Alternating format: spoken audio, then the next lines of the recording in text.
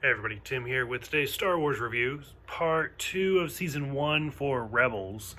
I've done so many at this point, I'm like, wait, where am I?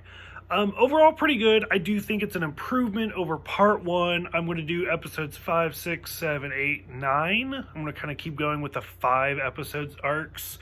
So the first one, Breaking Ranks, was really interesting. And it was kind of a combination. It's impossible to watch this series without comparing it to its predecessor, Clone Wars. And for this one, it reminded me of two different arcs. The one where Boba goes undercover as a cadet, and the box where Obi-Wan goes undercover as a bounty hunter. So for this one, Ezra is going undercover as a cadet to be a stormtrooper, stuff like that, and they have to go into the well. And I was like, well, that's certainly like the box. And it's even like you have to jump up on stuff and then use the guns to get out of there. Overall, it was interesting. It kind of brings in some new characters. I liked it. I thought it was really well done.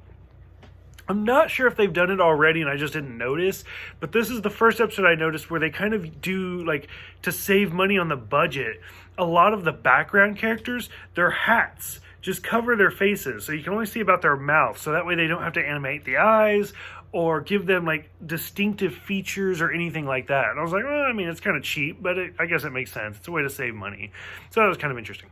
Episode 6, Out of Darkness.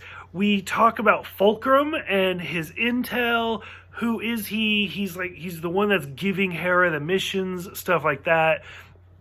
They're supposed to, it's Chopper, Ezra, and Zeb are supposed to be doing a diagnostic, but they don't. Sabine talks about being a candidate or a cadet to be a stormtrooper on Mandalore for the Empire. So it's that's kind of interesting. And the whole thing is they meet these aliens that don't like the light and they just have to escape from it. It's pretty straightforward, but it was still a really interesting episode. And here's where the kind of the twist happens, where we get into episodes 7 and 8, Empire Day and Gathering Forces, which are a two-parter. So I loved Clone Wars because it's difficult to, especially do reviews, but it's difficult to just kind of watch these and here's 20-minute episode, tune out, here's a 20-minute episode, tune out. Whereas Clone Wars, you got these 2, 3, 4, 5 episode story arcs, and they were really, really interesting. Especially if you watch them in chronological order rather than broadcast order. Whereas Rebels is taking a different approach. They're definitely doing long story arcs, but every episode is definitely its own thing. Whereas this is the first two-parter, and I thought it was great. We find out it's been 15 years since Empire Day, so 15 years since Revenge of the Sith, since Order 66, since the Clone Wars ended, everything like that. So that was kind of interesting. We meet Zebo, who is kind of like Ezra's uncle. He's a family friend, which again, very reminiscent of Padme. We find out his parents have been dead for 8 years, so he's been on his own for 7. And then when we finally get to the To Be Continued, that's when I was like, oh my god, it's actually a 2-part episode. This is great.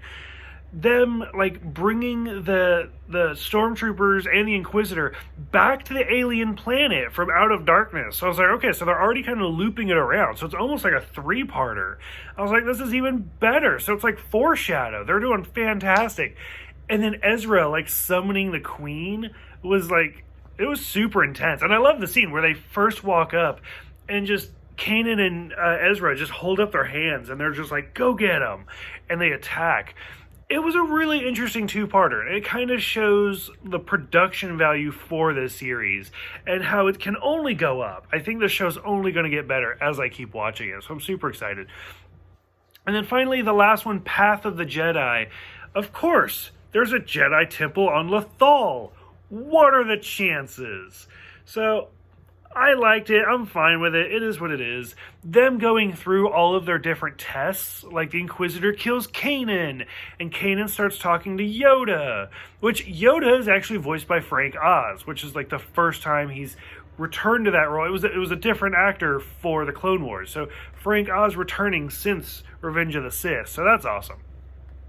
But like it just seems odd that he's talking to Yoda. Granted, Yoda is like one of the few Jedi that are still alive, but it's like, okay. And then of course at the very end, having Ezra walk out with his Kyber crystal to make his own lightsaber. I was like, that's actually a pretty good story. It's, again, I cannot watch this without comparing it to the Clone Wars, but it's very much like the youngling story arc. So I was like, that's interesting. I really enjoyed it. I think so far part 2 is already a step up from part 1, and I'm loving the series. I think it's great. I'm super excited to watch the last part 3 for season 1. Like, I don't even know how they're going to top this. So, curious what you guys think. Let me know, and I will see you guys next time.